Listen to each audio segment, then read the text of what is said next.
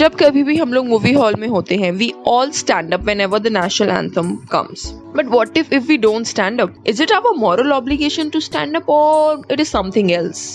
Hello everyone, welcome to Law Shrine. अगर आप इस चैनल पे नए हैं तो इस चैनल पे आपको legal news, legal awareness, polity और करंट अफेयर्स रिलेटेड सारी इन्फॉर्मेशन मिलेगी. फंडामेंटल ड्यूटीज ओरिजिनली हमारे कॉन्स्टिट्यूशन में नहीं लिखे गए थे, इन्हें बाद में ऐड किया गया. फंडामेंटल राइट्स तो हमारे कॉन्स्टिट्यूशन में थे बट नॉट फंडामेंटल ड्यूटीज. 1976 में 42nd अमेंडमेंट के अंदर 10 नए फंडामेंटल ड्यूटीज ऐड किए गए. इन्हें part 4A of the constitution में आर्टिकल 51A में इंक्लूड किया गया. एक नया पार्ट जोड़ा गया. बाद में 2002 में इसमें एक और एजुकेशन से रिलेटेड फंडामेंटल ड्यूटी को ऐड किया गया. जब इंदिरा गांधी की गवर्नमेंट थी तो उन्होंने एक कमेटी बिठाई, स्वराज सिंह कमेटी, जिन्होंने हमें 8 फंडामेंटल ड्यूटीज सजेस्ट किया. लेकिन हैरानी की बात यह है कि काफी सारी ड्यूटीज उसमें से गवर्नमेंट ने नहीं मानी. तो आइए एक एक करके ये फंडामेंटल ड्यूटीज देखते हैं. To abide by the Constitution and respect its idols and institutions, the national flag and the national anthem. To cherish and follow the noble ideas that inspired the national struggle for freedom. To uphold and protect the sovereignty, unity and integrity of India. To defend the country and render national service when called upon to do so. To promote harmony and the spirit of common brotherhood amongst all the people of India. To value and preserve the rich heritage of the country's composite culture. To protect and improve the natural environment including forests, lakes, rivers and wildlife. To develop scientific temper, humanism and spirit of inquiry and reform. To safeguard public property. To strive towards excellence in all spheres, individual and collective activity. Akhri, to provide opportunities for education to his child or ward between the age of 6 and 14 years. This duty was added by 86th Constitutional Amendment Act 2002. अब एक एक करके इनके features देख लेते हैं. 4 basic features हैं इसके. सबसे पहले तो इन्हें 2 पार्ट में डिवाइड किया जाता है, मॉरल ड्यूटीज और सिविक ड्यूटी. मतलब नेशनल फ्लैग को रिस्पेक्ट करना, नेशनल एंथम को रिस्पेक्ट करना, ये सब सिविक ड्यूटी में आता है. और cherishing noble ideals of freedom struggle एक मॉरल ड्यूटी है. दूसरा, जैसे कि फंडामेंटल राइट्स फॉरेनर्स और सिटीजन्स पे भी अप्लाई होते हैं, इंडियन सिटीजन्स पे अप्लाई होते हैं, ये फॉरेनर्स पे अप्लाई नहीं होते. इसका नेक्स्ट फीचर है directive principles of state policy की तरह ही they are not justiciable, that is they are not legally enforceable. और आखिरी फीचर है, ये ऐसी वैल्यूज के बारे में बात करते हैं जो कि इंडियन ट्रेडिशन, माइथोलॉजी और रिलीजियस प्रैक्टिसेस में ऑलरेडी लिखे जा चुके हैं. In other words, they essentially contain just a codification of task integral to Indian way of life.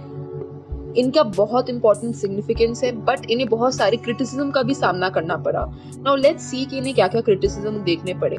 सबसे पहला तो just like directive principles of state policy, इसका ये सबसे मेजर क्रिटिसिज्म है, they are not legally enforceable, they are non justiciable in character.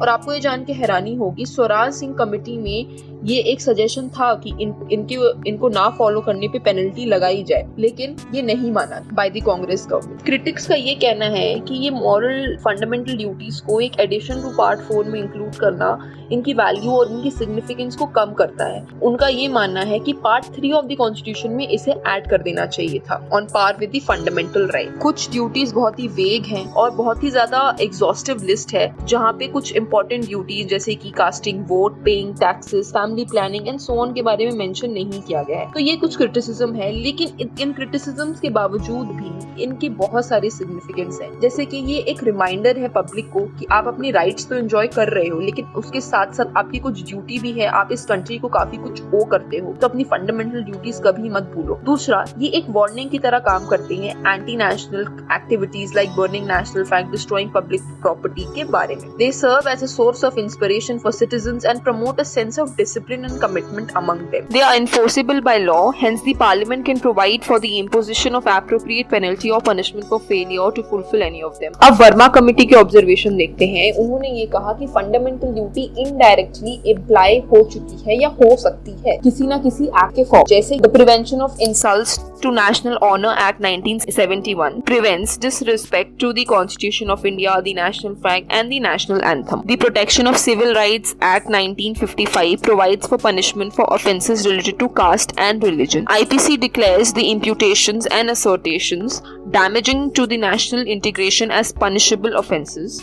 The Unlawful Activities Prevention Act of 1967 provides for declaration of a communal organization as an unlawful association.